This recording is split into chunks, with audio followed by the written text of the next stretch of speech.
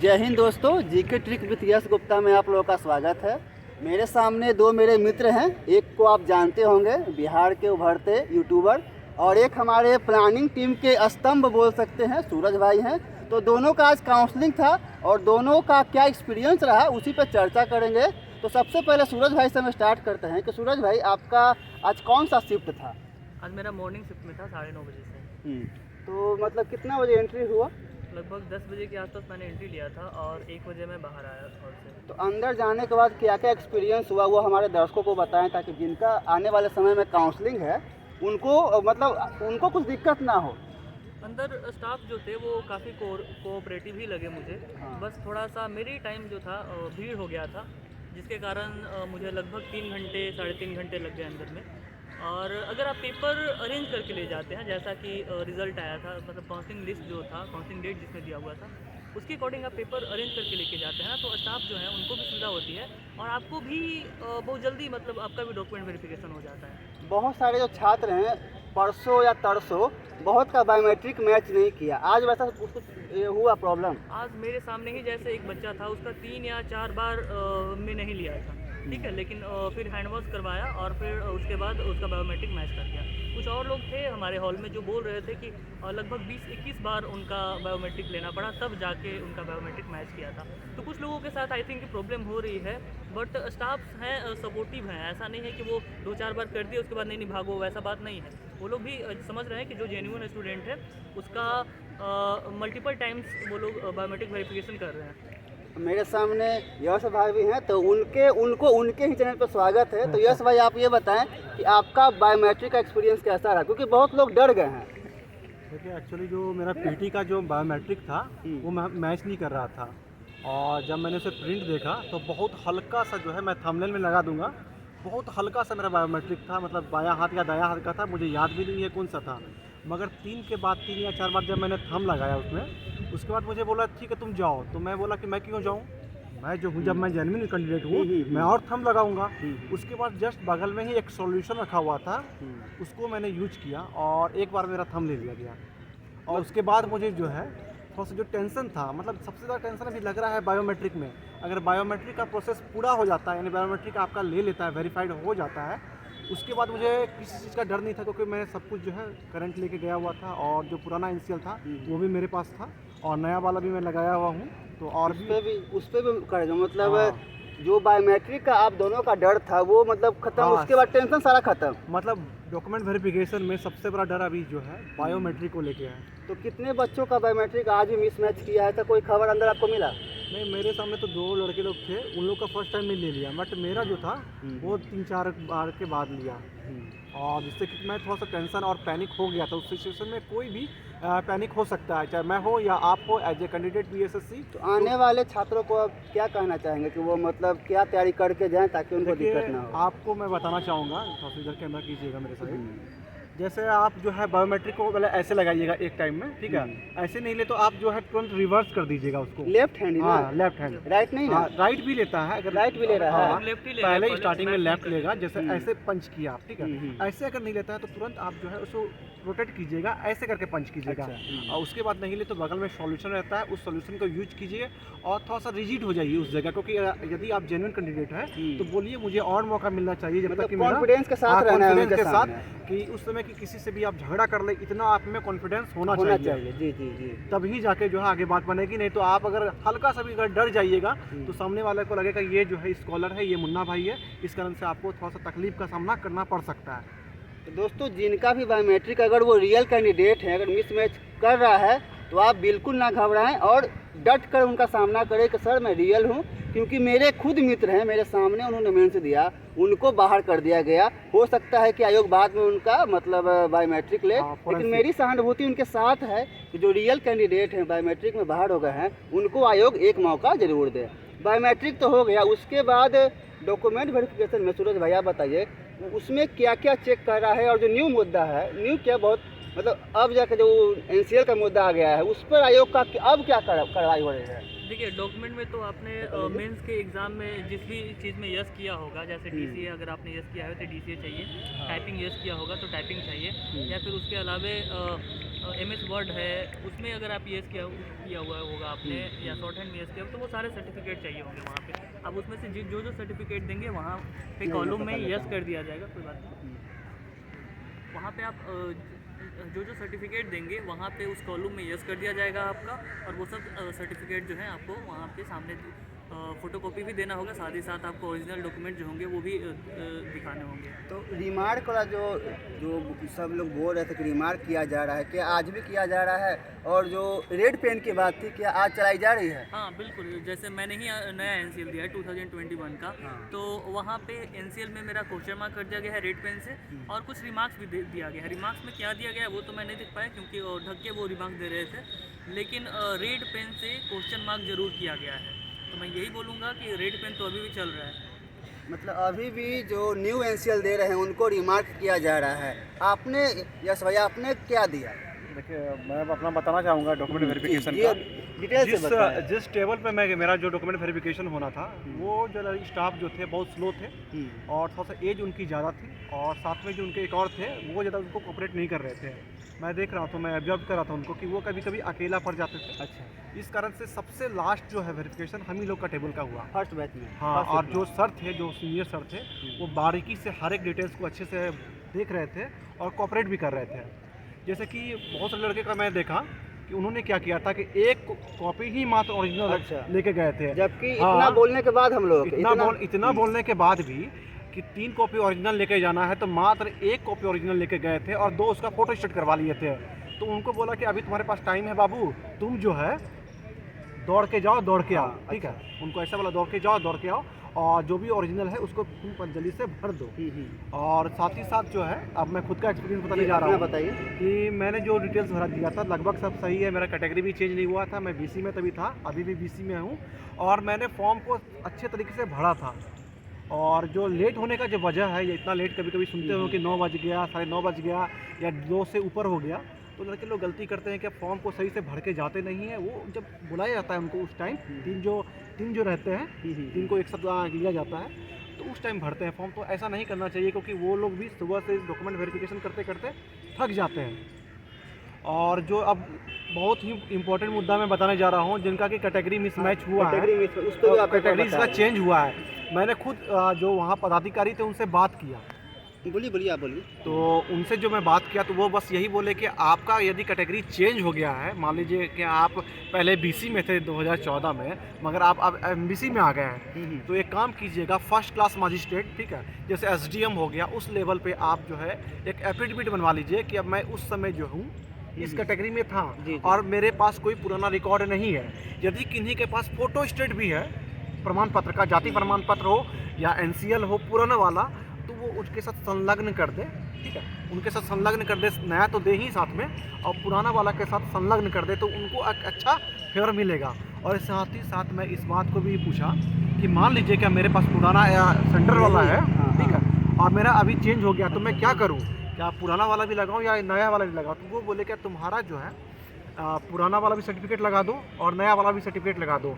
तो मैं आपके रिमार्क्स में ये लिख दूंगा। और मेरे जो टेबल में बैठे हुए थे महाशय, जो सर थे, वो ब्लू पेन का यूज कर रहे थे, ना कि रेड पेन का। रेड नहीं यूज, हाँ, ब्लू पेन का यूज कर रहे थे, क्योंकि अभी सूरज जी के द्वारा बोला गया कि रेड पेन का यूज किया जा रहा है। तो मुझे यही लगा कि मेरे में तो ब्लू पेन, कोई भी पेन हो, मगर रिमार्क्स तो रिमार्क्स होता है, तो उसमें बस यही लिखते हैं कि ये 2014 के पूर्व BC कैटेगरी से थे, और उसके साथ इन्होंने जो है पुराना जाति प्रमाण पत्र संलग्न किया है, और नया वाला जो है मतलब जिनका कैटेगरी मिसमैच हुआ है उनके बारे में एक बार फिर से बता दें क्या कैटेगरी जो जिनका चेंज हो गया है, मिसमैच का तो वो तो जनरल से ही कहलाएगा। अच्छा, हाँ, तो जिनका चेंज हो गया है, तो उनके लिए यही मैं बोलना चाहूँगा कि आप लोग जो है, अगर आपके पास नहीं है पुराना कुछ रिकॉर्ड, आपके पास नहीं है, चाहे वो जाति हो, चाहे वो OBC हो, चाहे वो NCL हो, यदि आपके पास नहीं है, तो आप एक काम कीजिएगा कि आप SDM लेवल का जो है एफिडेविट, शपथ पत्र जिसे कहते हैं, वो बनवा के लेके आ जाइए। आपको कोई प्रॉब्लम नहीं होगी। सर लोग बोल रहे हैं कि ये 7 साल की वैकेंसी है, मान सकते हैं कि किसी का जो है डॉक्यूमेंट हरा गया, खो गया होगा या नहीं होगा उसके पास, क्योंकि एक लड़का था मेरे बगल में, उन्होंने एक एफिडेविट बना के लेके आए थे कि उनका सर्टिफिकेट जल गया है। अच्छा, जल गया है, उनको आधा जला हुआ वो सबमिट किए, तो अच्छी बात है अगर आयोग इस पर विचार करेगा, क्योंकि वो बोलेगा मुझे तुम दे दो जो भी मेरे पास है। तो आयोग का जो निर्णय होगा वो अंतिम निर्णय होगा कि आपका डॉक्यूमेंट क्या है। और मैं आपको एक और खुशखबरी बताने जा रहा हूँ कि आपका जो मेरिट जो है बहुत जल्द आ सकता है। इसके लिए जो है मैंने साइड में एक चीज़ देखा कि आपका सर्टिफिकेट में जो जो यस हो रहा है, जैसे आपने टाइपिंग सर्टिफिकेट दिया, जो एक नीचे में क्लिक करता है, टिक करता है, और जाति दी है तो उसमें भी टिक करता है। और जो भी सर्टिफिकेट है जैसे DCA हो गया, टाइपिंग हो गया, और कंप्यूटर एफिशिएंसी हो गया, और कौन कौन सा सर्टिफिकेट हो रहा है, MS ऑफिस है, ADCC MS ऑफिस जो है, भी हो। जिसमें भी यस यस हो रहा है या आपका जाति सही हो रहा है तो उसमें भी यस किया जा रहा है, टिक दिया जा रहा है। जैसे ही वो पूरा पेज भर जाता है तो कंप्यूटर ऑपरेटर रहते हैं कोने में, उनके पास वो दे दिया जाता है कि ये जो फन्ना रोल नंबर के पास है ये सब डिटेल्स जो है यस यस है और इनका ये नो नो है।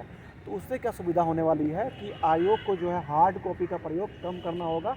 वो अगर चाहे कंप्यूटर बेस पे फिल्टर करके आराम से मेरिट बना सकती है कि इसने क्या सर्टिफिकेट दिया है और किसने क्या सर्टिफिकेट नहीं दिया है। मतलब कि 80% जो काम है काउंसलिंग के थ्रू ही कर दी जा रही है, हाँ, कर दी जा रही 20% है। ऊपर वाले अधिकारी पे छोड़ हाँ, दी जा रही है। जैसे हाँ, NCL का मुद्दा हो या गवर्नमेंट जो कैटेगरी चेंज किए उनका, हाँ, और जिनका मिसमैच हुआ है उनको तो युवा में जाना पड़ेगा, यही हाँ, ना? नहीं, जिनका मिसमैच हुआ है कि मान लीजिए क्या आप BC से थे और फॉर्म भर दिए EBC से, जी, तो भैया आप तो गलती है, ये तो आपकी गलती है ना, UR तो में हो हाँ, जाएंगे, हाँ। वो तो UR में हो जाएंगे। जी, चाहे आप कोई भी अभी सर्टिफिकेट लगा दीजिए, मान लीजिए कि हाँ। आपको सपोर्ट कर देगा, हाँ, जो भी हाँ। काउंसलिंग में आए हाँ, हुए हैं हाँ। अधिकारी, वो आपको सपोर्ट कर देगा, मगर उसके बाद जो है आपको जनरल में ही काउंट किया जाएगा। लगभग समझिए क्या खाना पका पकाया मिल रहा है आयोग को, अब बस है देर है तो खाने की। हाँ? अगर आयोग चाहे तो अगर 10 दिन के बाद भी हाथ धो के खा सकती है। मतलब कहने का यही मतलब है, क्या आयोग चाहे तो 10 दिन या 15 दिन या 20 दिन के अंदर जो है मेरिट लिस्ट दे सकती है, कोई दिक्कत नहीं होगी। मतलब अगर NCL वाला मुद्दा सॉल्व कर दिया आयोग, हाँ। और जो अभी से बायोमेट्रिक वाला मुद्दा है, हो सकता है कि उसके कारण डिले हो रिजल्ट में। देखिए, और NCL वाला मुद्दा हो, अगर दोनों सॉल्व हो जाए तो 10 दिन के अंदर रिजल्ट आ सकती है, यही कहना है ना देखिए आपका? कल मैंने एक अपने चैनल पे वीडियो बनाया था, मैं रिसर्च किया था जैसा BSSC वाले नोटिफिकेशन में जाके, तो आप वहाँ पे देखिएगा कि जब मेरिट बना था ना, मेरिट जो है वो जो दोबारा जो बुलाया गया था प्रयोगशाला में बच्चे लोग को, मेरिट बनने के बाद बुलाया गया था। मतलब मैं भी मैंने नोटिस किया था, अप्रैल में या जून में आया था मेरिट, हाँ। और सितंबर में बायोमेट्रिक के लिए बुलाया था। तो उनके लिए जो है सीट रिजर्व कर रखा गया था। ऐसा नहीं कि सीट जो है एलोकेट कर दिया गया था, उन लोग के लिए सीट रिजर्व रखा गया था और दोबारा उन लोग को बुलाया गया था। अब देखने वाली बात होती है कि BSSC इंटर स्तरीय में आयोग क्या पद्धति यूज करती है, क्योंकि मेरे ख्याल से अध्यक्ष जो है थोड़ा सा चेंज हुए हैं। जी हाँ, इस कारण से हाँ अध्यक्ष चेंज हुए हैं, अब उनका ही निर्णय जो है सर्वोपरि है।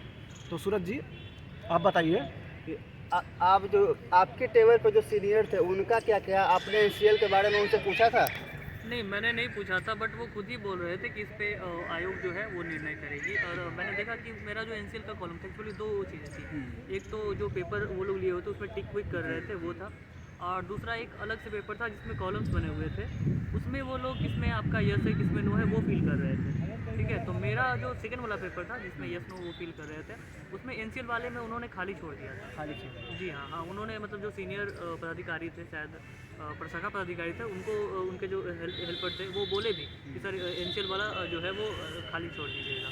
तो मुझे लग रहा है कि इस पे बाद में विभाग निर्णय करेगी और उसके अकॉर्डिंग NCL में यस या नो किया जाएगा। और बाकी जो 10th मैट्रिक इंटर ये सब जो डिटेल दे रहे हैं उनको वहाँ पर डीपली मिलाया जा रहा है? वहाँ पे वो लोग नेम, फादर्स नेम या रोल नंबर वगैरह कुछ चीज़ें वो लोग मैच कर रहे हैं। मेन है कि मतलब नाम, father name, date of birth, ये 3 कैटेगरी, ये 3-4 चीज़ है, इस पे वहाँ पे गौर किया जा रहा है। सबसे मेन तो बायोमेट्रिक है, तो जो रियल है उनका बायोमेट्रिक मैच करना ही करना है। 1-2 ऐसे हैं जो आयोग के गलती ही बोलिए कि वो रियल होते हुए उनको बाहर कर दिया गया है, और बाकी फर्जी लोग हैं तो जो अपसेंटी हो रहे हैं उसके कारण भी जो अपसेंट हो रहे हैं उनका रीज़न ये भी हो सकता है कि वो हो सके तो फर्जी हैं। तो आज का जो आप लोग गए तो कितना % अटेंडेंस आप लोग के अनुसार रहा होगा? देखिए अटेंडेंस में मैं बोलूँगा 90% के आसपास जो है 90% के आसपास जो है अटेंडेंस था। ठीक है, और मैं सबसे पहले जो इम्पोर्टेंट बात आपको एक और बोलना चाहूँगा कि वहाँ जो आप जाइएगा तो सीढ़ी जो है चढ़ने या उतरने के लिए उसमें कोई सपोर्टर नहीं है, मतलब सेफ्टी का उसमें ध्यान नहीं दिया गया है, खुला है। ठीक है, तो मेरे सामने ही, मैं खुद के सामने की बात बता रहा हूँ कि एक जो जिनका ड्यूटी पर हुआ था वो पदाधिकारी रैंक के ही होंगे या सहायक रैंक के होंगे, वो ऊपर से नीचे गिर गए हैं और उनका हाथ फ्रैक्चर हो गया है। तो आप लोग कल भीड़ में जो है हड़बड़ाइएगा नहीं, आराम से। प्रेशर बहुत होता है वहाँ पे, बायोमेट्रिक हाँ, के प्रेशर में ऐसा मैं नहीं खुद कि आ गया था। मैं देखता हूँ कि लड़के लोग जो है का पेशेंस नहीं रहता कि जल्दी से जल्दी करवाना है, जल्दी जल्दी ट्रेन पकड़ना है। तो उससे अपना सेफ्टी का ध्यान रखते हुए उस सीढ़ी पे जो है आप लोग ध्यानपूर्वक चढ़िएगा और उतरिएगा, कोई दिक्कत नहीं हो, क्योंकि क्या कहते हैं, जीवन अनमोल है। पैर हाथ आपका टूट जाता है तो बहुत प्रॉब्लम हो सकता है, क्योंकि मेरे सामने उनका हाथ फ्रैक्चर हो गया था, मैं देख लिया था कि हाथ जो है वो सीधा नहीं कर पा रहे थे। तो आप लोग इस बात पर जरूर ध्यान रखिएगा। चलिए दोस्तों, वीडियो तो शुरू मैंने किया था, आप खत्म करेंगे यश भाई, तो कुछ आप बोल दीजिए आखिरी कुछ। देखिए, मैं बस वही बोलना चाहूँगा कि यदि आप जेन्युइन कैंडिडेट हैं तो आपको कोई चीज़ का डरने का जरूरत नहीं है, और हो सके तो अपनी तरफ से जो है जितना फॉर्म को भर सके उतना भर के लाइए। मतलब पूरी तैयारी के साथ जाइए ना कि अंदर जाकर आप फॉर्म भी भरते रहे। वो जो पदाधिकारी अंदर में जो बैठे रहते हैं, जो आपको चेक करते हैं, वो भी एक इंसान है। वो सुबह से लेकर शाम तक जो है बहुत ही गहन पूर्वक जो है डॉक्यूमेंट मिलाते हैं, क्योंकि हर एक कहीं ना कहीं एक चूक कर जाए जिस कारण से जो गलत कैंडिडेट चले जाए तो बाद में उनको जो है 100 काउच देना पड़ सकता है। इसलिए जो है आप लोग भी अपना काम करके जाइए, और वो लोग अपना काम कर ही रहे हैं। तो दोस्तों, आप जो है सूरज जी कुछ बोलना चाहेंगे आप? ये हमारे प्लानिंग टीम के बहुत अहम सदस्य हैं, और सूरज भाई इनका नाम हुआ। कुछ बोलिए, आप कुछ बोल रहे थे। हाँ, मैं बोल रहा था कि मेरा जो अटेंडेंस सीट था ना, उसमें से बस केवल एक ही बच्चा नहीं आया था, बाकी सारे लोग प्रेजेंट। 24 मतलब 25 में 24। 25 में आपके 24 टेबल पे आपको ध्यान है? हाँ ना, यहाँ उसमें भी मैं 25 में 25 था, बट जैसा मैं पूछा जो अटेंडेंस बनाते हैं, मैं आते आते उनसे भी बोल लिया कि कितना सर परसेंटेज था फर्स्ट शिफ्ट में, तो बोला कि लगभग वही 90% के आसपास था। कुछ लड़के लोग जो है अपसेंट किए थे, और बगल में जो प्रशासन रहता भी है तो ज़्यादा मैं जो है उस जगह जो है टाइम अपना नहीं दिया, अपना साइड से मैं निकल गया। तो दोस्तों, आपको ये अगर एक्सपीरियंस अच्छा लगा हो तो आप लोग इसको ज़रूर फॉलो कीजिए, क्योंकि हमारा जो एक्सपीरियंस था और सूरज जी का जो एक्सपीरियंस था, और रवि जी ने 2 दिन पहले ही जो है अपना डॉक्यूमेंट वेरिफिकेशन करा लिए, तो इन सब का जो एक्सपीरियंस रहा तो आपको पूरा सपोर्ट किया जाएगा आयोग के द्वारा और काउंसलिंग मेंबर के द्वारा। तो आप लोग बेधड़क जो है बिना टेंशन लिए अपना डॉक्यूमेंट वेरिफिकेशन के लिए आइए, और जो भी आपका जो भी डाउट है आप कमेंट सेक्शन में, अगर आपका मैं डाउट नहीं क्लियर कर पाया होगा तो आप कमेंट सेक्शन में जाके वहाँ कमेंट कर सकते हैं। तो दोस्तों, आप लोग को वीडियो देखने के लिए धन्यवाद। आप भी धन्यवाद कर दीजिए। थैंक यू सभी को, और जो भी हैं हमें भी सपोर्ट करें और इनको भी सपोर्ट करें। और अभी लड़ाई लंबी है, जब तक ज्वाइनिंग ना हो सबको साथ रहना जरूरी है, चाहे वो NCL का मुद्दा हो, बायोमेट्रिक का मुद्दा हो, रिजल्ट का मुद्दा हो, या जो भी मुद्दा हो, सबको अभी साथ ही रहना है। जी बोलिए। और टेलीग्राम ग्रुप में जुड़ना नहीं भूलें। जो हमारा टेलीग्राम है selected candidate BSSC DB selected candidate, ठीक है। मतलब BSSC DB सर्च करते ही हमारा ग्रुप शो कर जाएगा। लगभग 4500 से ऊपर उसमें लड़के लोग हैं। अगर उसका मान लीजिएगा 20% भी लड़के लोग किसी भी मूवमेंट में आते हैं, अगर आपको बुलाया जाएगा तो बहुत संख्या होती है, 1000 से ऊपर, ठीक है। तो अभी जो है जब तक मेरिट नहीं बन जाए और नियुक्ति पत्र नहीं मिल जाए, क्योंकि आप लोग टीचर का देखे ही होंगे कि अभी तक नियुक्ति पत्र नहीं मिल रहा है, कितना संघर्ष कर रहे हैं। चाहे झारखंड का पंचायत सचिव का मामला हो, उसमें मामला फंसा हुआ है। हाँ, तो हम लोग अभी झारखंड में नहीं मतलब वहाँ भी तो सरकार ही है ना, गलती सरकार की है। हम लोग जो है मिलके एक संगठित रहेंगे तो आगे का सफर जो है अच्छा होना आसान होगा, ठीक है। जैसे अभी NCL का मुद्दा था, तो मुझे नहीं लगता है कि अभी NCL नया वाला एक्सेप्ट किया जाता। बिल्कुल हम लोग साथ अभी नहीं, कम से कम तो रिमार्क्स में तो लिखा जा रहा है ना, कहीं ना कहीं हम लोग की ही मेहनत है, कहीं ना कहीं हम लोग की ही मेहनत है। बहुत सारे लड़के लोग जो है नहीं आते हैं, यूट्यूब देखते हैं, अच्छी बात है भाई, उनके पास ज़्यादा टाइम नहीं है, अगर नहीं आ पाते हैं, मगर जो आ सके आगे चल के कुछ भी होने वाला है तो आप लोग ज़रूर आइएगा। और ठीक है, तब दोस्त, अगर आपको कहीं भी कन्फ्यूजन रहे मान लीजिए डॉक्यूमेंट वेरिफिकेशन को लेके, तो आप कमेंट सेक्शन में जाके कर सकते हैं। और स्टडी इन्फो रवि विथ 2.0, ठीक है, 2.0 इनका पहला चैनल जो है वो बंद हो गया है, शायद उनका पासवर्ड जो है खो गया इनसे। तो इनको सपोर्ट करना ना भूले, जो इतने भी हमारे सब्सक्राइबर हैं, क्योंकि ये पटना में रह के बहुत ही अच्छा योगदान देते हैं, हर एक जो है आंदोलन में आते हैं, अपना साथ देते हैं, और साथ ही साथ जो है और भी एग्ज़ाम की तैयारी करते हैं। तो आप समझ सकते हैं कि और भी एग्ज़ाम की तैयारी करने में जो है स्टूडेंट को ज़्यादा टाइम नहीं मिल पाता है, फिर भी वो टाइम निकाल के हम लोग के लिए स्पेशल जो BSSC के भरोसे बैठे हुए हैं उनके लिए सपोर्ट करते हैं। तो मेरे ख्याल से इनको आप सपोर्ट तो बनता है, तो आप लोग इनके चैनल को जरूर सब्सक्राइब कर लीजिएगा। तो चलिए, इस वीडियो में इतना ही दोस्तों, मिलते हैं किसी और वीडियो में, या इनके चैनल पे या अपने चैनल पे। तब तक के लिए धन्यवाद, जय हिंद।